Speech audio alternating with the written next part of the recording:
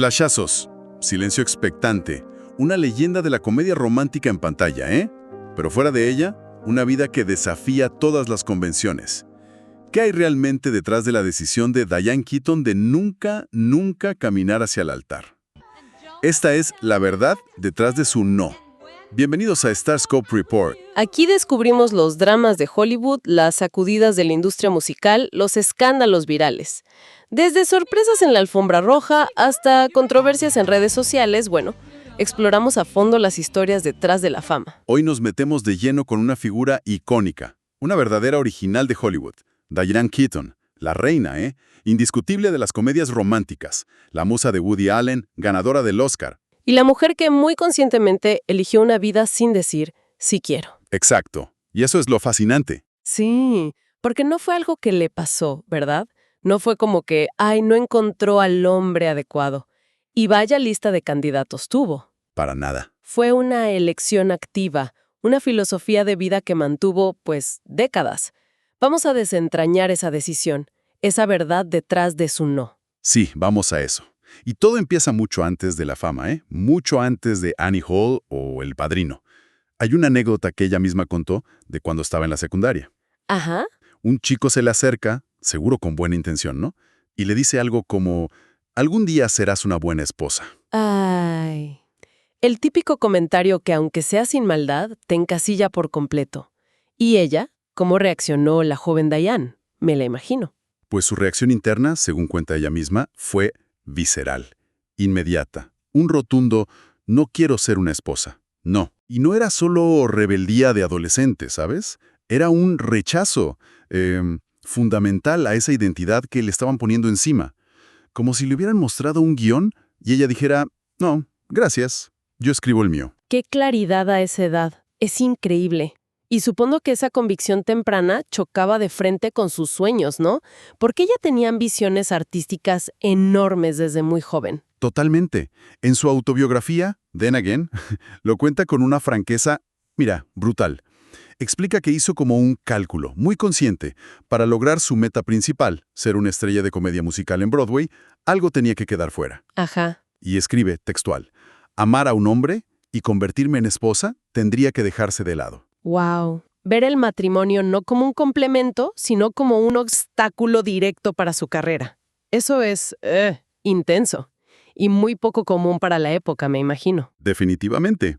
Ella misma reflexionó después que quizás, hasta inconscientemente, se sentía atraída por hombres extraordinarios. Piensa en Allen, Beatty, Pacino. Claro, pesos pesados. Exacto, cuyas carreras monumentales harían casi imposible una vida doméstica, digamos, convencional.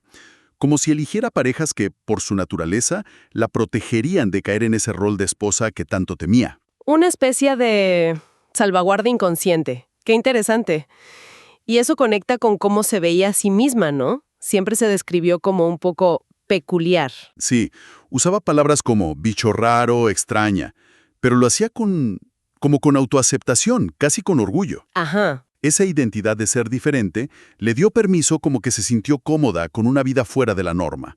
Como diciendo, soy así, ¿qué esperaban? Hay una cita que me impactó mucho, de una entrevista con People en 2019. Ya tenía 73 años. Dijo, soy la única de mi generación y tal vez anterior que ha sido una mujer soltera toda su vida. Sí, la recuerdo. Y el tono no era de tristeza, ¿sabes? Era de constatación. Casi como un récord personal, como dices. Exacto. Reconocimiento, no lamento. Se apropió de su soltería como parte de quien era. Pero, y aquí es donde la historia se pone aún más profunda, esta convicción no surgió de la nada. Tenía raíces muy personales, conectadas directamente con la mujer que más admiraba y quería entender. Su madre. La influencia materna, siempre un factor clave. Cuéntame más de Dorothy Hall, la madre de Diane. Dorothy Hall era, según Diane, una mujer brillante, creativa, con sus propias ambiciones. Pero claro, vivió en una época donde las opciones para las mujeres eran, mucho más limitadas. La historia clásica de la generación de nuestras abuelas, quizás. Potencial que no se realiza por las expectativas sociales. Exacto. Y hay un momento clave, el concurso Mrs. Highland Park. Dorothy ganó este certamen para amas de casa cuando Diana era pequeña. Ajá. Diane recuerda verla coronada y pensar, ok, yo quiero estar ahí arriba. Quiero esa corona. Fue como una chispa para su propia ambición. Pero para Dorothy, esa corona fue más un techo que un trampolín. ¿Y cómo canalizó Dorothy esa energía creativa que no pudo volcar, digamos, en una carrera? Aquí viene lo asombroso. Dorothy escribió diarios, metódicamente, durante décadas. 85 volúmenes. 85. Eso es, una vida entera en papel. Impresionante. ¿Y qué encontró Diane en esos diarios? Encontró la confirmación de sus propios miedos, de sus propias intuiciones. Su madre había transcrito un pasaje bastante crítico sobre el matrimonio de una novela feminista de la época, Even Cowgirls Get the Blues, de Tom Robbins. Y antes de la cita, Dorothy había añadido una nota personal que decía algo como: este pasaje sobre el matrimonio se relaciona con la lucha de las mujeres por sus logros. Escribo esto para pensar en el futuro. ¡Qué fuerte! Leer eso de tu propia madre. ¿Y qué decía la cita? ¿Era muy dura? Era bastante dura, sí. Hablaba del matrimonio como una rendición para la mujer, como el momento en que una chica abandona la lucha. Calificaba a las mujeres que lo veían como la meta máxima de pobres tontas con el cerebro lavado. ¡Vas! Palabras muy potentes. Error. No renuncies a ti misma. Precisamente. Para Diane fue revelador. Le dio como un marco para entender su propia aversión al matrimonio. Ya no era una rareza personal, sino una especie de legado intelectual, emocional. Claro. Su independencia se convirtió en parte en una forma de honrar y quizás corregir la trayectoria de su madre, como si estuviera viviendo también por los sueños que Dorothy no pudo cumplir del todo. Es una dinámica súper conmovedora y le da una capa de profundidad enorme a su decisión. Oye, si estas historias detrás de las estrellas de Hollywood les están atrapando tanto como a nosotros, asegúrense de estar suscritos a Starscope Report. Tenemos mucho más por descubrir. Y hablando de historias intensas, pues no podemos hablar de Diane Keaton sin mencionar sus romances. Relaciones legendarias con algunos de los hombres más carismáticos, más poderosos de Hollywood. Eso añade otra dimensión fascinante a su no al matrimonio. Totalmente. Woody Allen, Warren Beatty, Al Pacino, es casi un quién es quién del cine de los 70 y 80. ¿Cómo encajan estas relaciones tan públicas, tan intensas, en su filosofía antimatrimonio? Es complejo, ¿eh? Ella misma reflexionó años después. Dijo algo como: cuando era joven, buscaba ser amada por estas personas extraordinarias. Creo que no debería haberme dejado seducir tanto por el talento. Una autocrítica interesante, ¿no? Sí, mucho. Empecemos por Woody Allen. Su relación fue, bueno, fundamental, ¿cierto? Tanto en lo personal como en lo profesional. Absolutamente. Se conocieron muy jóvenes, en sus 20s, trabajando juntos en teatro, en Play It Against Sam. Luego vinieron las películas icónicas. Annie Hall, que ganó el Oscar, es básicamente una carta de amor cinematográfica a ella. Claro, hasta el nombre del personaje, Annie Hall. Su apellido real es Hall, su apodo, Annie. Exacto. Eran la pareja creativa del momento. Pero nunca se casaron. Nunca. Su conexión era profunda, intelectual, artística, pero no doméstica, en el sentido tradicional.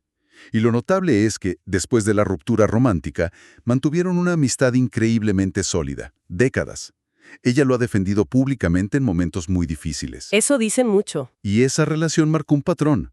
Conexión intensa con un hombre brillante, basada en admiración mutua, en el trabajo, pero fuera de los límites del matrimonio. Vale, Allen fue como la base, luego vino Warren Beatty, otro gigante. ¿Cómo fue esa relación? Escuché que hubo chispas, y no solo de las buenas, durante el rodaje de Reds. Chispas es un buen término, ¿sí? Reds de 1981 fue un proyecto monumental, una épica que Beatty dirigió, coescribió y protagonizó junto a Keaton.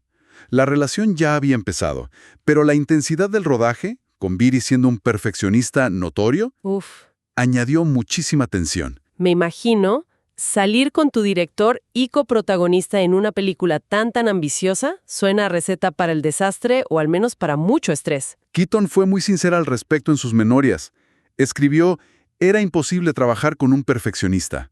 Ni siquiera ahora puedo decir que mi actuación sea mía. Fue más como una reacción a Warren. ¡Wow! ¡Qué honestidad! La relación no sobrevivió intacta al rodaje, aunque, de nuevo como con Allen, mantuvieron una amistad cordial después. Años más tarde, lo describió como brillante, complejo y encantador. Parece un patrón, sí. Relaciones intensas, a menudo ligadas al trabajo, con hombres muy potentes que terminan, pero dejan una amistad duradera. Y luego, bueno, luego llegó Al Pacino. Quizás la relación más larga y apasionada de todas. Sin duda. Estuvieron juntos, ¿eh? De forma intermitente, pero durante casi 2 décadas. Coincidió mucho con la trilogía de El Padrino, donde ella era Kay Adams, la esposa de Michael Corleone, o sea, Pacino. Claro, Kay y Michael. Ella dijo a People, estaba loca por él. Encantador, divertidísimo, un hablador incansable y, guapísimo. Para ella, esas películas eran sobre una cosa, Al. Una conexión muy, muy profunda. Pero aquí es donde la narrativa de nunca quise casarme se complica un poquito, ¿verdad? Hay una historia sobre un ultimátum. Exacto. Y este es un punto crucial. Revela la complejidad detrás de la imagen pública que ella a veces proyectaba. Alrededor de 1990, mientras hacían El Padrino 3, Diane, que ya estaba en sus 40s, Ajá. le puso las cartas sobre la mesa a Pacino. O se casaban o se acababa. Le dio un ultimátum. ¿Y qué pasó? Pacino no estaba listo para comprometerse. Se negó. Y la relación terminó, definitivamente. Este es el único momento documentado en que Keaton buscó activamente el matrimonio. Y fue rechazada. Eso lo cambia todo. O al menos matiza mucho las cosas. Porque ella a menudo bromeaba en público diciendo eso de, por cierto, nadie me ha pedido nunca que me case con ellos. Una línea genial, muy de Diane Keaton, pero que ahora suena diferente, ¿no? Totalmente. Esa broma recurrente, tan ingeniosa, tan autocrítica, funcionaba como un escudo perfecto. Ocultaba la vulnerabilidad de ese momento específico con Pacino. Claro. Transformaba un rechazo, que seguro fue doloroso y muy concreto, en una condición general de toda su vida. Algo que encajaba mejor con su narrativa de independencia elegida. Es un manejo de la narrativa personal muy hábil, quizás hasta inconsciente. Fascinante. Es como si esa experiencia con Pacino hubiera sido el punto final, la confirmación definitiva de que, bueno, el camino del matrimonio no era para ella, aunque por un momento lo deseara o lo intentara. ¿Qué contraste entre esa vulnerabilidad privada y la fachada pública, siempre controlada, siempre con humor? Exacto. Y esto nos lleva lógicamente a la siguiente fase de su vida. Manténganse al tanto y presionen ese botón de suscribir en Starscope Report, porque lo que Diane Keaton hizo después de cerrar, digamos, el capítulo de los grandes romances, es quizás la parte más definitoria de su historia personal. Sí, porque después de Los hombres extraordinarios, después de ese ultimátum fallido con Pacino, Diane tomó una decisión que redefinió su vida y su concepto de familia de una manera completamente radical para la época. A los 50 años, en 1996, adoptó a su hija Dexter. 5 años después, en 2001, adoptó a su hijo Duke. Se convirtió en madre soltera por elección. Y es clave entender esto, ¿no? No fue un plan B. No fue como, bueno, no me casé, entonces adopto. Fue, en muchos sentidos, la culminación de su filosofía de vida. Separar la maternidad del matrimonio. Dos cosas que la sociedad, bueno, tradicionalmente une sí o sí. Su forma de hablar sobre ello es muy reveladora. No lo describió como un impulso maternal irresistible ni nada parecido. Dijo que era un pensamiento que había estado pensando durante mucho tiempo. Así que me lancé. Muy racional, muy deliberado, muy ella. Muy Diane Keaton, exacto. Ella admitió que había esperado quizá encontrar una relación fuerte y sustantiva antes de tener hijos, pero reconoció que cuando eso nunca sucedió, pues no iba a dejar que la ausencia de un marido le impidiera ser madre. Tomó las riendas. Y hay una reflexión posterior que hizo que me parece súper interesante sobre por qué, en retrospectiva, estaba contenta de no haberse casado. Dijo algo como, porque creo que necesitaba más un aspecto maternal. Hizo una distinción curiosa. Sí, sentía que el tipo de cuidado, de nutrición que requiere un esposo no era para ella. Volvió a usar su término bicho raro para describirse en ese rol. Pero el cuidado maternal hacia sus hijos, eso sí lo era. Es como si las responsabilidades y expectativas del rol de esposa le parecieran ajenas, casi como una actuación que no le salía. Pero el rol de madre, eso le salió de forma más natural, más satisfactoria. No se veía cuidando a un hombre, pero encontró un propósito inmenso cuidando a sus hijos. Y aquí es donde todo conecta, ¿no? La independencia que había protegido tan ferozmente durante décadas al no casarse, Exacto. le dio la autonomía y los recursos económicos para poder elegir la maternidad en solitario, en sus propios términos y en el momento que ella decidió. Su no al matrimonio fue en cierto modo lo que hizo posible este sí a la maternidad, tal como ella la quería vivir. ¡Qué poderoso! Construir una familia completamente a su manera. ¿Y cómo describió la experiencia de ser madre? ¿Fue lo que esperaba? La ha descrito como la experiencia más completamente humillante que he tenido jamás, pero en el mejor sentido posible. Humillante en el buen sentido. Sí, dijo que la sacó de sí misma. Estuve muy involucrada en mí misma para siempre, y esto cambia todo el paisaje de tu vida, para bien. Le dio una nueva perspectiva, un nuevo centro de gravedad. Me encanta esa honestidad. Es admirable su valentía, su determinación.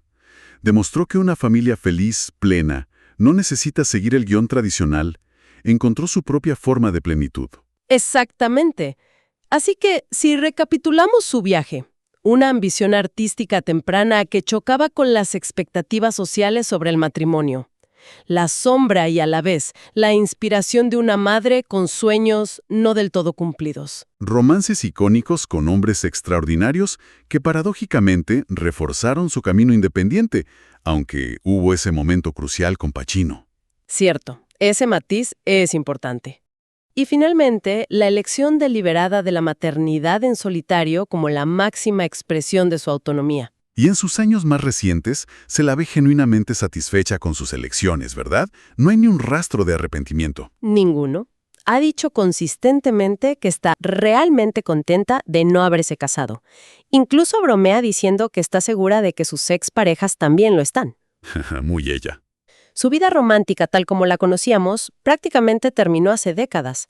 En 2023 afirmó: "No salgo en citas. Altamente improbable que lo haga de nuevo". Encontró este tipo de compañía y satisfacción entonces. Sí, en sus amigos cercanos, en sus hijos ya adultos, en su famoso perro Reggie, no transmite una sensación de carencia para nada, sino de autosuficiencia, de paz con sus decisiones. Y su historia personal se convierte en un mensaje más amplio, ¿no? Sobre la libertad de elegir tu propio camino, de definir tu propia felicidad. Totalmente. Hay una cita genial de una entrevista con la revista Parade en 2022 que lo resume perfecto. Nuestras vidas son todas diferentes y podemos hacer lo que queramos. No tenemos que ser perfectas y estar casadas. Es como un permiso para salirse del molde. Es un legado doble entonces. Por un lado, el ícono del cine, la reina de la comedia romántica que nos hizo creer en el amor, en pantalla. Y por otro, el ícono personal, la mujer que demostró que la vida real no tiene por qué seguir ese mismo guión, que la plenitud, el amor, la familia, el propósito se puede encontrar de muchas maneras distintas. Quizás su papel más importante, el más auténtico, fue el que escribió para sí misma, el de ser simplemente Diane Keaton en sus propios e inimitables términos. Una verdadera original. Una historia increíble sobre la autodeterminación y la valentía de ser diferente. Absolutamente. Han estado escuchando Starscope Report, donde descubrimos las historias que dan forma a Hollywood, la música y la cultura pop. Gracias por sintonizar y no olviden suscribirse para más historias que mantienen a las estrellas brillando.